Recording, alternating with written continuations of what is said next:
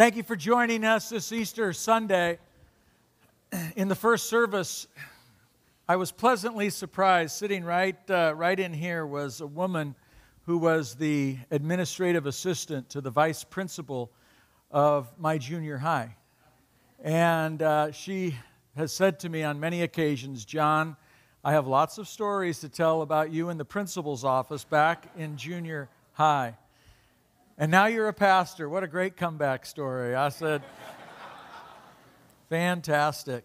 I don't know about you, but I'm a sucker for a great comeback story. When I think about whether it be sports or business, there's so many stories out there of people who have overcome, people who have come back from, in a sense, near death or bankruptcy or broken relationship and seeing restoration and healing and a great comeback. I think of Apple. 15 years ago, Apple was on the verge of bankruptcy, and it was their greatest competitor, Microsoft, that helped them out, that came alongside and gave them a loan. And now, from the verge of bankruptcy, I just read a report that by 2014, they're going to be worth over $1 trillion. What an incredible comeback story. Hey, amen to those of you that have stock in Apple, huh? But what about when it comes to sports? Do we have any Bay Area sports fans, Joe Montana fans? I remember so much watching that football game against the Dallas Cowboys. It was the NFC Championship game. The Niners had never been to a Super Bowl. They had to beat the Cowboys, and it was late in the game, less than a minute. Do you remember? It's become known and famous for being known as the catch.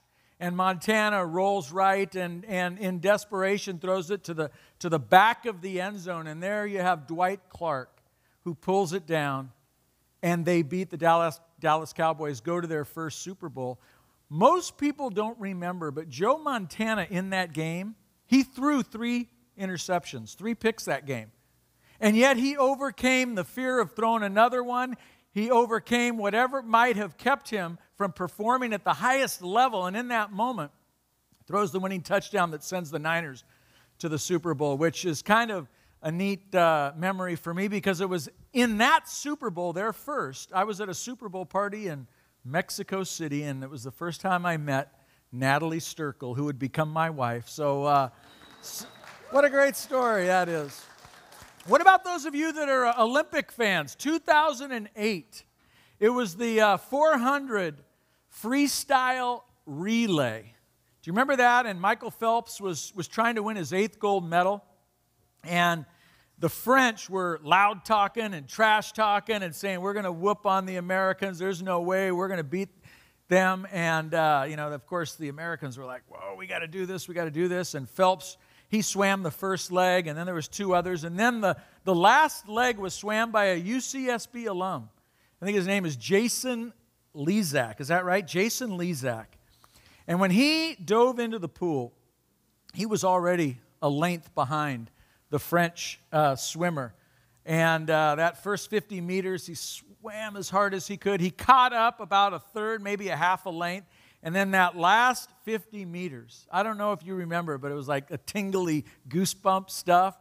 And at the wall, his fingers touched it was hundredths of a second before the French and the U.S. won the gold medal and Phelps won his 8th. It was like, you talk about a comeback. That Jason Lezak, what an incredible comeback story. But the one I want to tell you about in just a moment, is Heather Dorniden. Now, you guys all know Heather, don't you? Raise your hand if you know Heather, Most people don't know Heather Dorniden. But I became familiar with her story this week. A friend introduced me to this video clip that you're going to see, and I'm not kidding. I got goosebumps watching her story that's not about a fall, but it's about a rise. It's about a resurrection. Enjoy this.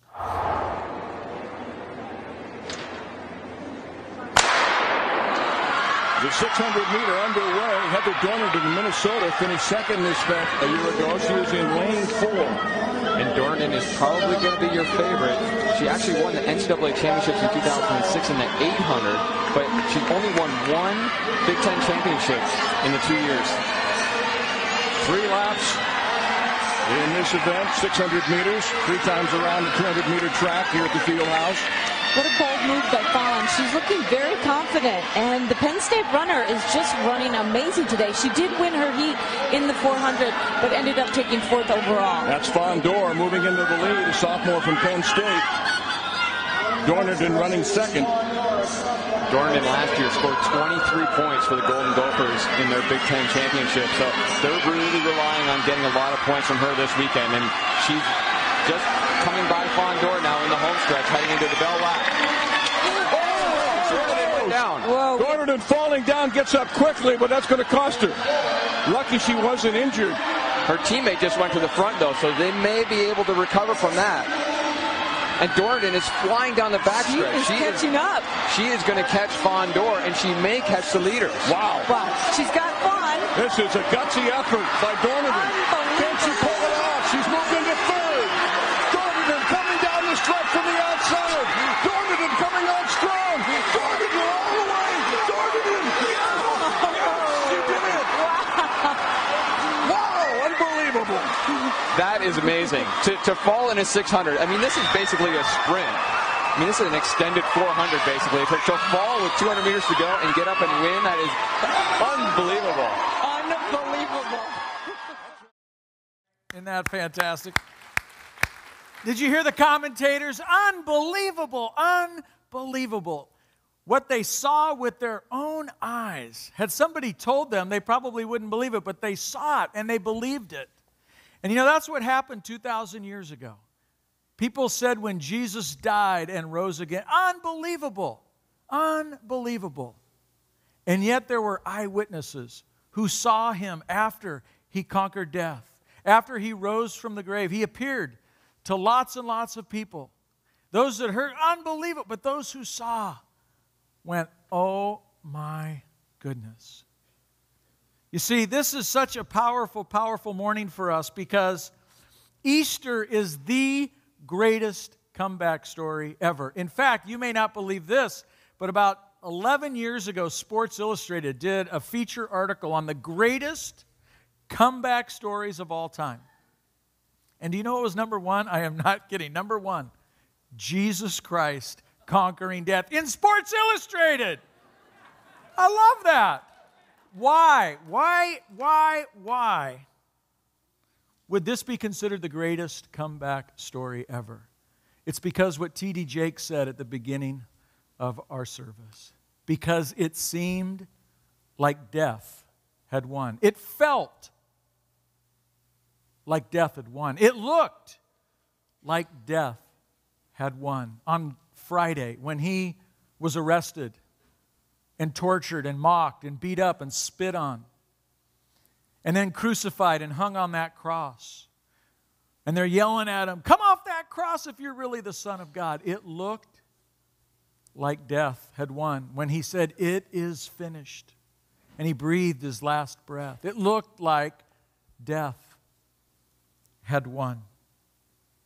And yet we celebrate today, this Easter, the risen Christ, that he's conquered death, that he has defeated the grave. And I want to kind of push the rewind button and take us back to a gospel passage, John chapter 11. If you have a Bible, you can turn it open. If you didn't bring a Bible, on the back of your program, we've put the passage of Scripture in your notes. And go ahead and turn, if you will, to John chapter 11. We're actually today in the last installment of a 7-week series called The Life Giver. We have spent the last 6 weeks looking at the person of Jesus Christ, looking at him through that lens of being the giver of life, the life giver. And the foundational passage has been Exodus chapter 3. It's the Old Testament story of Moses. And Moses is out in the wilderness, and all of a sudden he comes to this bush, and it's burning. You remember the story, right? And the voice of God speaks to him in this fire. And they have this dialogue. And God says, Moses, I am raising you up. I am calling you out as a leader to go and set my people free. The people of Israel were enslaved in Egypt. And he says, I'm calling you to go and confront and speak and get face to face with the Pharaoh. Well, of course, if you're Moses, how are you feeling? Oh my goodness, there's no way. How can I? Feeling totally inadequate. And he says to the burning bush, to God, well, who do I say sent me? And the voice in the burning bush, the voice of God says, tell them I am that I am has sent you. Huh? Yes, the self-existent God. The God who is the same yesterday, today, and tomorrow. Tell Pharaoh that God has sent you to deliver my people and to set my people free. So then, now fast forward. Here we are in the New Testament. Jesus is walking in Palestine, in that ancient Near East region. And in the Gospel of John, there are 7 times that Jesus identifies himself as the I am that I am. 7 different times he says, I am, and he uses a metaphor.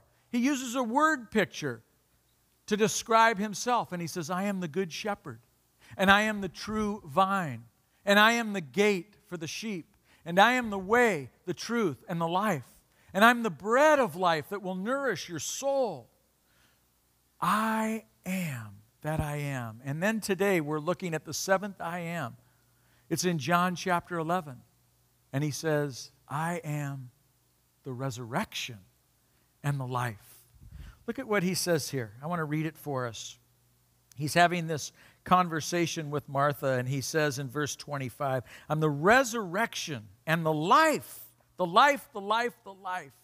Meaning, when we come to him, when we trust him, when we put our faith in him, when we decide to follow him and walk in his ways, we find life. I'm the resurrection and the life. Anyone who believes in me will live even after dying. Everyone who lives in me and believes in me will never, ever die. And then I love how he just gets kind of that laser beam into Martha and says, do you believe this, Martha? You could put your name in there. I could put my name in there. Do you believe this, John, Barry, Cynthia? Do you believe this? In this story, let me just give you some context of John chapter 11. It's a story about Jesus, but it's a story about Jesus and his friends. He had 3 of his closest friends were a man named Lazarus.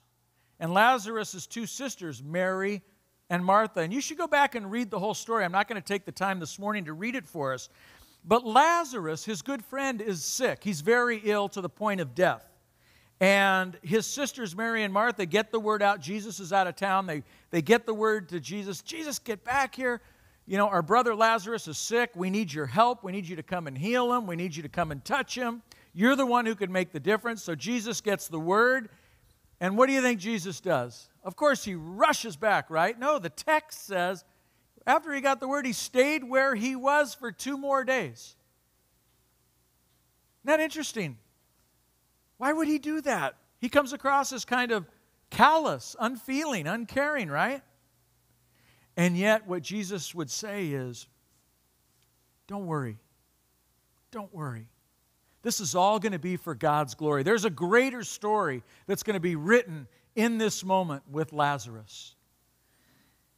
And so what happens? Jesus eventually returns to Bethany. Now Lazarus has been dead and in the grave for 4 days. The friends and family of Lazarus, they're mourning, they're grieving, they're weeping, they're crying, they're visibly upset. Now, do you know why? When we lose a loved one, we cry. We ache. It hurts. Biblical Christianity isn't about wiping away pain. It's not like we're people that we don't feel death. We don't feel an ouch. We don't feel heartache. We feel it. Mary and Martha were feeling it. Even Jesus was feeling it. It says Jesus wept.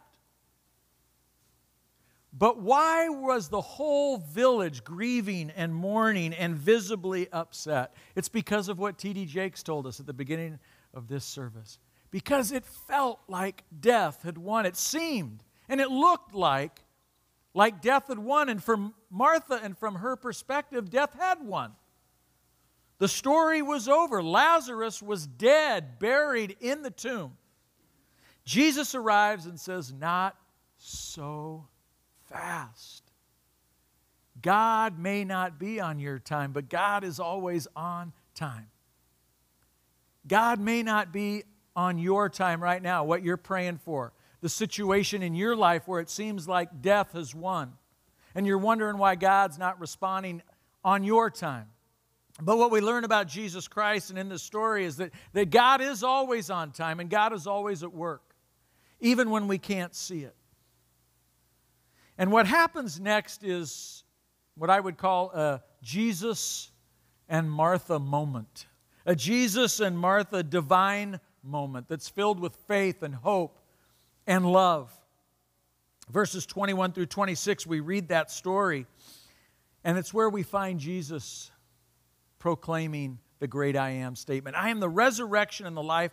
Anyone who believes in me will live even after dying. Anyone. What does that word mean, anyone? It means anyone.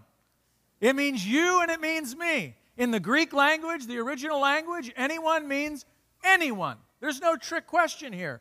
Anyone who believes in me. I don't know where you walked in this morning on your faith journey. You may be a doubter, a drifter. You may be a fully devoted follower.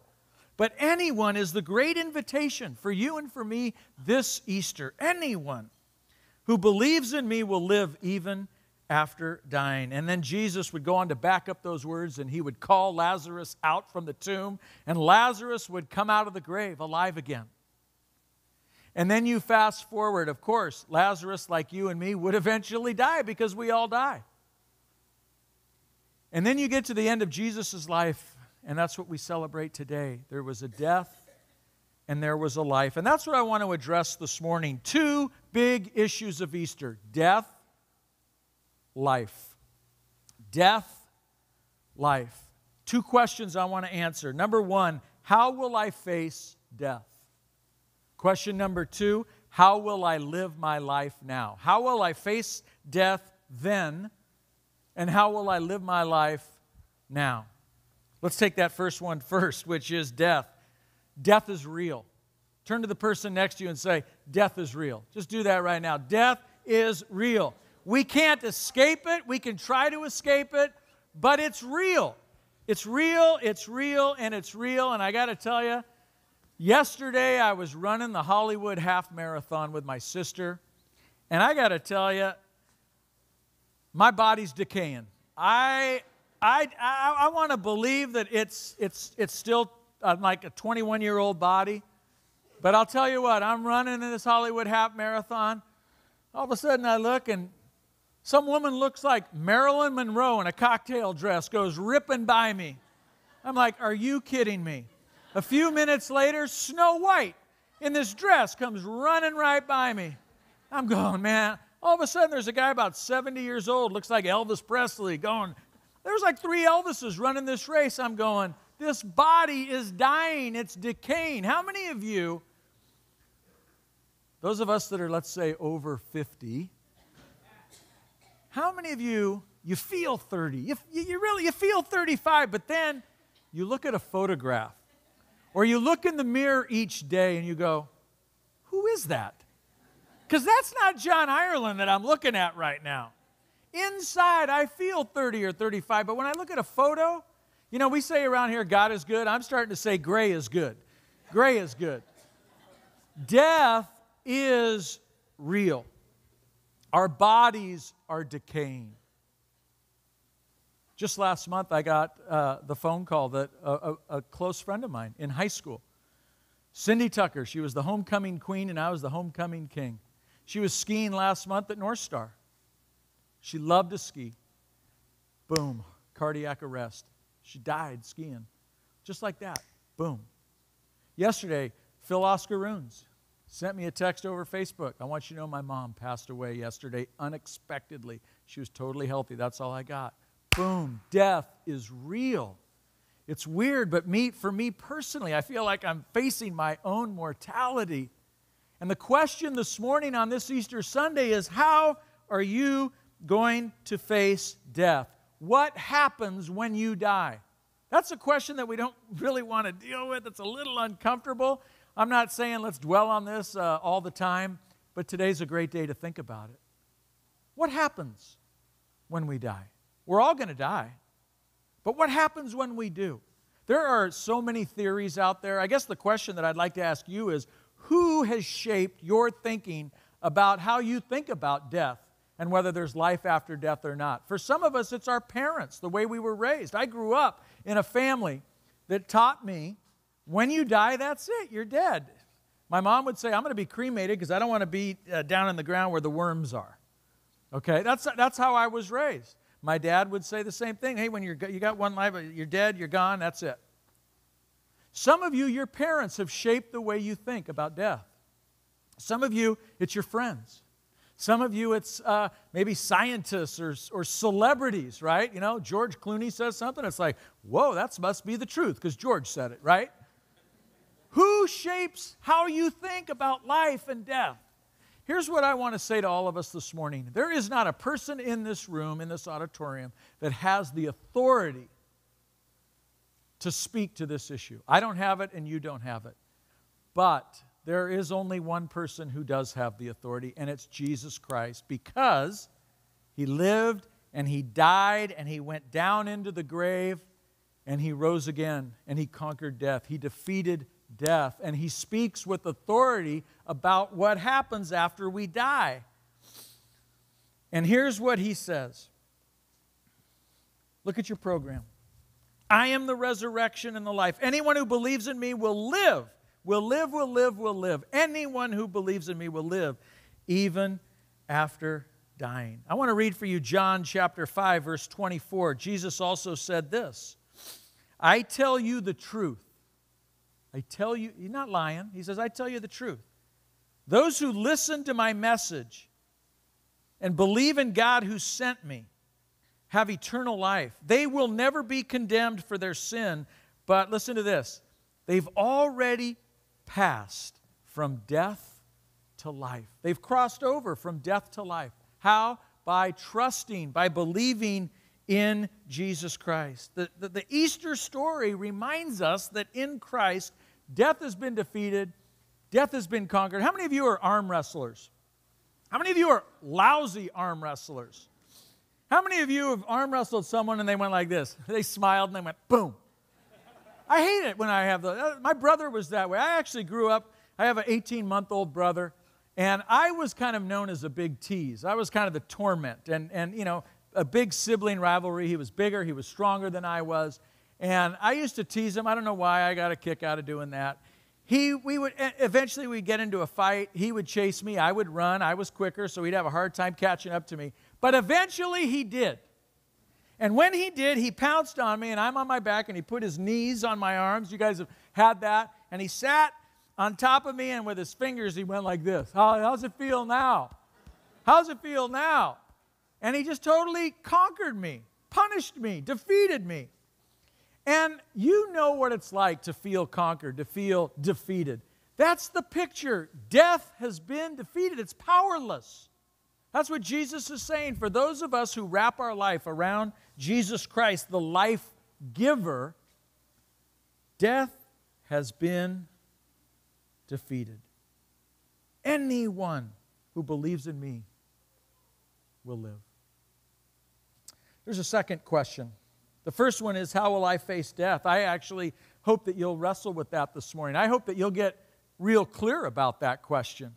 I hope that today some of you that walked in uncertain, maybe a little cloudy, might say, wow, I've been trusting my friends. How do they know? They don't have the authority. Or, yeah, I've been kind of listening to psychic radio. You know, they don't have the authority. George Clooney doesn't have the authority. Jesus Christ has the authority to speak about death and life. And my prayer is that today you might get real clear about that. And you might put your trust and your hope in Him and wrap your life around Him, which means you're going to begin from this day forward to follow Him, to walk in His ways, to experience freedom that He gives, to allow yourself to be loved like you've never been loved before. And so that's the first question. How will I face death? By trusting Christ, by following Him so that life after death is our assurance. But here's the second question. How will I live my life now? Easter is not just about what happens when I die. Resurrection is about setting you free from a life of selfishness, being self-absorbed about just you and your kids. Life is so much bigger than you. It's not about you. And the resurrection says that Jesus Christ came to set us free from selfishness, to help us see that our life on this planet is so much bigger, that He wants to work in you and to work through you, enabling you to live out your God-given potential. The resurrection reminds me every day that there is a power that's real and available. The power that raised Christ from the grave, that brought Him out of that tomb. That power, the Scriptures teach us, that power is available to you and to me today, right now, to fill us. So that whatever it is we're facing, when in our own lives it feels like death has won, death doesn't have the last word. When it looks like death has won, death doesn't have the last word, because Jesus Christ is the life giver. And I want to just say, some of you I don't know, but I want you to know this. God knows your story. God knows that some of you sitting here this morning, it feels dark. It feels like death has won in your business, in your marriage, with your children. It feels like death has won. But I want you to know that your story is still being written. From God's perspective, your story is not over. No matter how dark it feels, your story is still being written. Now, some of you walked in here and you know what it's like. You know what it feels like right now to be dead. Some of you are experiencing a kind of deadness to the feelings of others. We call that insensitivity. You don't feel. You're just going through your life and there's a kind of callousness on your heart. There's a lack of compassion when other people are hurting, when other people are suffering. There's some kind of a block on your heart. There's an insensitivity. You're dead emotionally to the feelings of others. Some of you came in here and you're dead to the needs of others. We call that selfishness. You can't see that there are other people that you could help because you're so wrapped up in your own life and your own children or whatever and God says, I want to transform that selfish heart and I want to turn you into a person that has a big heart for others. I want to transform your heart so that you begin to live generously and love well. There's others who are dying. We might say dying for the approval of others. Dying to know the opinions of what others think of us. We call that insecurity. We're so absorbed about what other people think. And you know what happens when we live in that place? It just creates a kind of paralysis, an insecurity, self-consciousness. It's a prison. The resurrection breathes life into that situation. Jesus says, I came to set you free from your insecurity. You are deeply loved by God. His opinion matters most. And when you begin to accept that and receive that and soak in that love and acceptance and grace, that God's view and opinion of you is what's most important, the most important voice, it will absolutely revolutionize your life. From death to life. Some of you are in a dead marriage. It's lifeless. It's loveless. You're married singles. You're roommates, but you're not soulmates. You're not teammates. That's a hard and painful place to live. But the resurrection speaks to where you sit in that dark place. And Jesus wants to resurrect a dead marriage. Some of you are in a dead place when it comes to finances. Your situation, you are so underwater financially that you cannot breathe. You're dying underwater, drowning, if you will. And Jesus says, start wrapping your life around my ways. Start walking in the ways that I am calling you to, and you'll be set free financially. If you begin to follow what Jesus teaches about money, and you begin to follow those principles, you will be set free. I mean, I could go on and on. I know people in this place that have family members that have just died or are dying on the outside. and it's rough. And because they have people that they care about, that they deeply love, that are dying or have just died, they're dying in a pile. They are just absolutely crumbling on the inside because they cannot think about, what am I going to do when my mom passes? And so let me close with this. I want you to know that what the Bible says is that God knows where you sit today. He knows your fears. He knows your frustrations. He knows those of you that are in that dark place that life feels really just kind of futile, if you will. There's no hope. There's no light at the end of the tunnel. It's just that dark place. And the good news of the resurrection is this, and I'm going to read it straight out of my notes.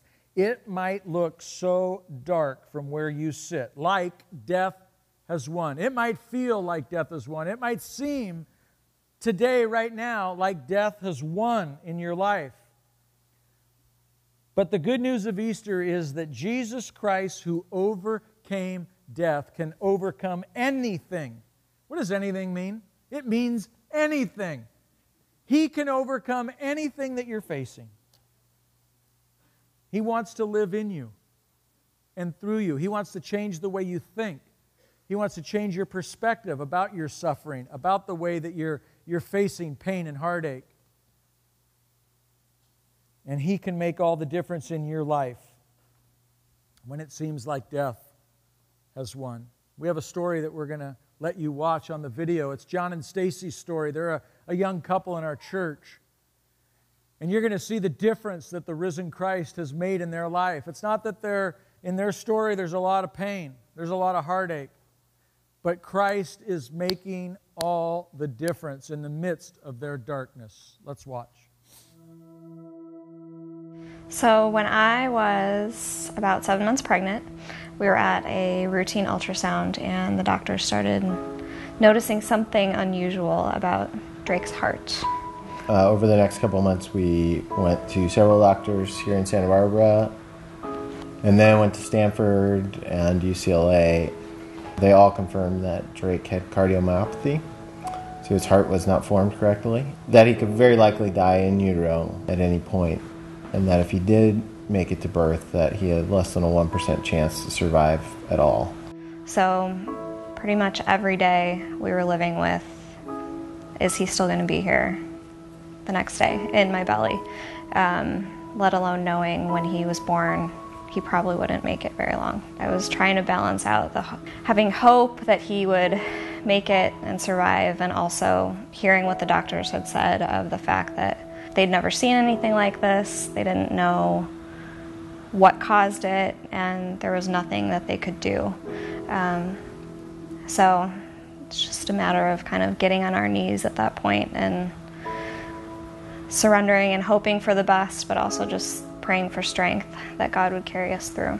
Stacy had developed preeclampsia, which is essentially the body starting to reject the baby for whatever reason. And so now we started to fear for Stacy's life as well as Drake's. Everything got to the point where we felt comfortable that we could make it another couple days, and that had been 33 weeks was long enough for Drake, and then we settled on the 31st. As soon as he was born, he started crying, and his little cry filled the room. And I mean, I've never seen so many doctors working on one person, let alone this little 5-pound baby. The preeclampsia came back, which doesn't usually happen, and they had to put me back on medications, back on IVs. So I didn't even get to see Drake for the first 24 hours that he was alive. We've convinced the nurses to wheel me over in my hospital bed, so I didn't want to wait any longer. So he looked absolutely perfect to us, despite his imperfect heart. Drake fought on from Tuesday afternoon all the way. There were some ups and downs on Thursday, and so then on Friday morning, the doctor came in and told us that the situation had changed. Really only a matter of hours at that point. And so we were able to get our parents and come in, and my dad baptized him while we were all there together with him.